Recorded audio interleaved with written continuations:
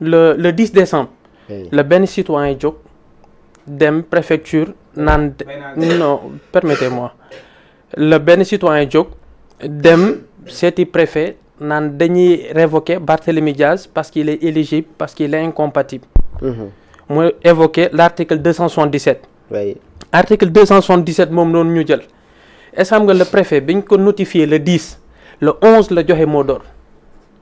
le 10. le 11 le préfet joxe ndigal. pour la révocation de Barthélémy Diaz. lan moo ci yàkkamti. la révocation. oui. déjà bu ñu nee pour révoquer un maire ce n'est même pas le préfet qui a les prérogatives ni le ministre des collectivités territoriales amuñu prérogatives yi amuñu dogal juridiquement il a parlé du droit dama koy xamal que li mu wax ci droit. du dëgg loolu amul. yaa ngi comprendre. en matière juridique pour révoquer un maire. tey jii ne dañ ñëw même bu jaaroon ci yoon. même bu jaaroon ci yoon seul le président de la République a les prérogatives de révoquer un maire à travers un décret même si ce décret aussi est légal ça doit être motivé dañu war a xam ni que pour révoquer monsieur Seck lii ak lii faute administrative yi la def wala il a été condamné pendant qu'il était maire pour crime ou bien pour des fautes administratives yaa ngi comprendre. tey jii nii yooyu na amul. léegi nga jël ci côté nu mu tudd ci la révocation du maire bi ñu article bi ñu évoqué 277 article 277 ñu renvoie à l'article L28 L29 du code électoral xanaa ñoom dañuy fàtte loolu ñi am feebaru fàtte maanaam feebaru amnésie loolu lañ leen war a rappeler yéen quels sont les articles qui ont été modifiés récemment pour réintégrer Khalifa pour réintégrer Karim te loolu c'est récent c'est pas l'article L28 L29 du code électoral. oui. l'article 277 moo ko wundu yaa ngi comprendre tey jii de mënoo jël article 277 naan dañ ciy révoquer un maire mënul nekk. Barthélémy Diaz non attendez non permettez-moi Barthélémy Diaz n'a pas été condamné pour crime. Barthélémy Diaz a été condamné pour coups et blessures volontaires et entraînant la mort sans l'intention de la donner il faut faire la part des choses. dañ ne code général des collectivités territoriales. dafa ne pour révoquer un maire il faut que ñu condamner ko pour crime. yaa ngi comprendre. Barthélémy Diaz n'a pas été condamné pour crime donc la révocation est passée à côté ban acte lañ fa posé après du acte juridique. c'est-à-dire forcer les tests mais. non dafa ne non xaaral d'abord may ma tuuti rek Abdou Aziz pour la révocation pour dire que la révocation toutes les procédures ont été respectées. Je dis que toutes les procédures politiques ont été respectées. Toutes les procédures juridiques n'ont pas été respectées. C'est ça qui fait la différence. Mun nga doon préfet, tu es un élu. Un élu ne peut pas déchoir tu es un nommé. Un nommé ne peut pas déchoir un maire élu au suffrage universel direct. Depuis 2021, Barthélémy Diaz n'a pas été élu en tant que conseiller. mais révocation bi jaar au niveau du préfet révocation bi jaar au niveau du préfet concerne les conseillers municipaux. Barthélémy Diaz depuis 2021 n'a pas été élu comme conseiller municipal il est élu au suffrage universel direct par le peuple de Dakar. Les gens disent quand même que avant d'être maire il a été non loolu ñu xamul histoire politique wala soit ñu dul lire code électoral ou nouveau code électoral bi la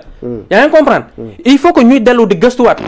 dama ne depuis 2021 je précise bien depuis 2021 Barthélémy Diaz aucun maire départemental n'a été élu en tant que conseiller municipal dama la jox exemple tey jii élection 2022 bi amoon nga dem département de Pikine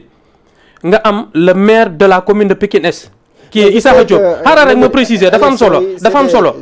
xaaral ma préciser Issakha Diop qui est le maire de la commune de Pikine Est Abdoulaye Timbo que je salue au passage qui est le maire du département de Pikine bu ñu dem ci élection de vote tu vois mën nga perdre Pikine Est mën nga perdre Pikine Ouest mais mën nga maanaam les communes tu peux les perdre mais nga gagner les départements parce que 2 votes la ñuy def on vote pour la commune et on vote pour le département bu njëkk ba jamonoy Khalifa Sall bi mu nekk maire de Dakar loolu dañ ko doon fal les conseils municipaux ñoo toog xool ba xam dañuy tànn diw comme mu doon maire jamono ji depuis 2021 loolu amatul dès que tu es tête de liste majoritaire tu passes d'office loolu c'est écarté c'est passé à côté mais le maire bi nga xam ne dañ ko élire directement aussi si conseil municipal non boo demee le jour de l'installation seul le maire Barthélémy Diaz n'a pas été installé par le préfet d'où la différence entre l'installation des conseils municipaux et le maire élu au suffrage universel direct yaa ngi comprendre Qui installe tey le jii maire. nii tey jii nii léegi boo fa jógee nga ñëw ñu ne mu ne la nu mu tuddati Qui installe le rapprochement qui a été cassé entre Taxaw et Pastef Barthélémy Diaz moo ci nekkoon comme césure je dirais que bon peut-être c'est lui qui dit ça nee na parcours ak histoire u Pastef ku ko xamul képp ku jaay Pastef doole jamono ji yàlla dalay atte Pastef moom xamul ni que au contraire la yàlla nekk di atte sénégalais yi ak Pastef tey jii nii munoo ne Abass Fall a été élu comme bon je ne dirais même pas maire au fait non il n'a pas été choisi par le peuple de Dakar gis na li muy wax ni naan Ousmane Sonko moo fi taxaw naan Barthélémy Diaz mooy suñu candidat Ousmane Sonko bu sañoon tey jii nii non xaaral may ma rek Ousmane Sonko bu sañoon tey jii nii il a fait des sondages à son sein voir qui serait capable de se présenter ba jamonoy Barthélémy Diaz bi mu fa nekkee Ousmane Sonko c'est bel et bien jamono jooju noonu moom mi ci boppam il était au-dessous des moyens capacitaires de se présenter à la mairie ville de Dakar à la présence de Barthélémy Diaz moom li mu fi wax sànq cela ne fait que reconforter ce que je vais dire naan képp ku ñu fa fekk maire ci sa commune que tu es parvenu à faire la différence yaa ngi comprendre tey jii nii non même rek tey jii nii Barthélémy Diaz a fait ses preuves Barthélémy Diaz bi muy doon maire en 2009 où était Ousmane Sonko et Pastef Barthélémy Diaz bi muy doon maire encore maire moo Sacré-Cœur il a été inspecté il a été élu maire fan la Pastef nekkoon fan la Ousmane Sonko nekkoon Barthélémy Diaz à travers son parcours et son élégance et la capacité à répondre aux besoins et aux urgences des préoccupations des Dakarois moo tax tey jii ni mu nekk maire de Dakar mais c'est pas la volonté d'une personne ñaar dam la koy faral di wax Abdou Aziz ñaar dam la koy faral di wax may ma rek ñaar dam la koy faral di wax wërsëgu nit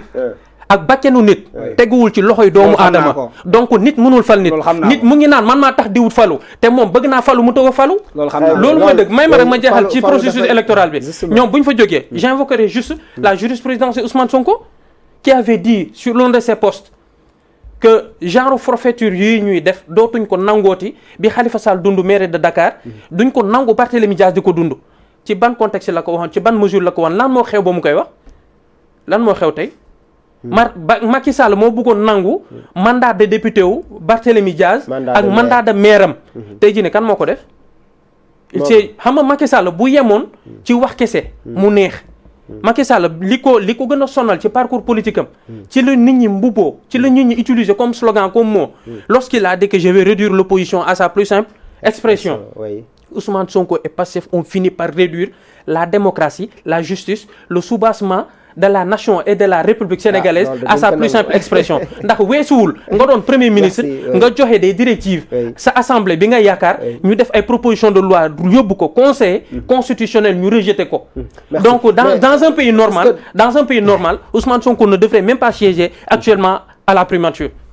ndax il n'est pas un fonctionnaire Ousmane Sonko a été radié de la fonction publique seul un décret a été pris par le président de la République loolu nit ñi dañ koy fàtte ce décret n'a pas été abrogé Ousmane Sonko est illégalement premier ministre. mais tey Ibrahima Cissokho bu ñu weesuwee foofu yëpp nga wax mënees na koo nangu benn côté que ne jaay doole am na si mais est-ce que installation Abass Fall am na lenn loo xamante ne ba fuyee nañ ko si côté organisation ba léegi tontu ma dama ko laaj kan moo war a installer maire de Dakar lan moo indi installation kan moo war a installer maire de la ville de Dakar c'est-à-dire lan moo indi quand un maire est élu à la ville de Dakar xanaa monsieur Seck xamul ni que man damay bàyyi su may communiquer nga foog ne da may dagg ci mo fil de conduite waaw dama ne kan moo war a installer le maire de la ville de Dakar dagg li may wax bu boobaa fi may tibb ci yokku ba day sori li may dóor day bëri doole te sama sëriñ nga bugguma egg ak yow foofu noonu donc et juste l'élégance on est dans un débat non et juste l'élégance aussi dama laisser terminer c'est un débat mais qu'il me laisse aussi qu'il est l'élégance dama laisser terminer moom nee na fi kan moo war a fal des choses yi xamante ne sur lesquelles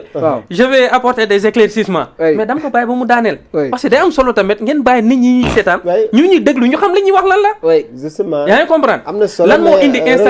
lan moo indi installation Abass Fall tey jii nii à la mairie de Dakar nee naa la révocation bu jaarul ci yoon la d'accord mais yaa ngi comprendre non xaaral maa ngi ñëw révocation bu jaarul ci yoon la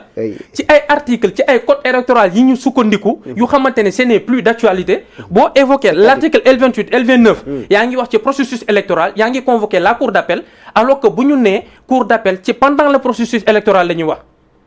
processus électoral dépassé nañ ko. très bien. yaa ngi comprendre tey jii nii mënatoo fa indi beneen aspect juridique ba nga révoquer un maire nee naa la bépp faute bii tax tey jii nii ñu révoquer un maire teguwul ci ndoddu Barthélémy Diaz kan moo la mën a ne lan lii moo tax exactement ñu révoquer le maire Barthélémy Diaz. xam nga Sissoko il est contradictoire. non il est pas contradictoire. non contradiction bi Sissoko mooy. Sissoko def ne le maire de Dakar buñ ko falee kenn du ko installé nangu tontu si question bi dama ko laaj kan moo war a installer le maire de Dakar parce que administrativement parlant même président daal bu ñu ko falee conseil constitutionnel daf koy installer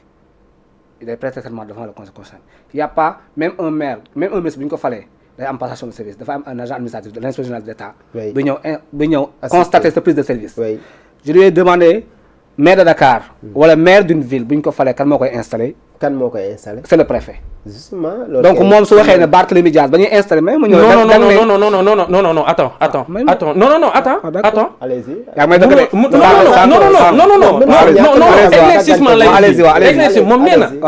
moom nee na bi ma koy ne Barthélémy Diaz a été élu au suffrage universel direct. Il n'a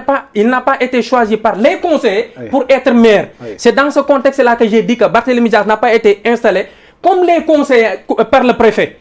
Barthélémy Diaz a été maire élu d'office, pas en tant qu'installé ou bien élu par les conseillers. Là, à travers cela, le préfet, ci conseiller la en prérogative, mais pas sur le maire direct qui a été élu. C'est depuis 2021 que cette loi a été mise en place pour dire que le maire de Dakar ou bien le maire des départements. Non, dégoulum là, le maire dafa am code bu koy régir en fait. Xam nga